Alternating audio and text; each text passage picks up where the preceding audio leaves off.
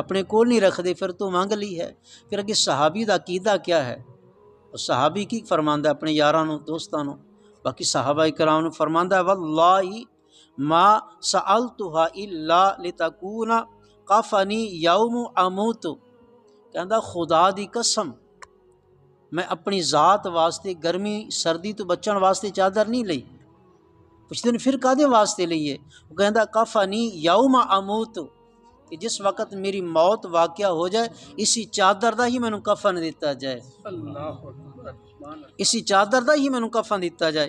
الا لتکون کفنی یوم اموت، کہ جس وقت میں فوت ہو جاواں مینوں ہور کوئی کفن نہ دیتا جائے۔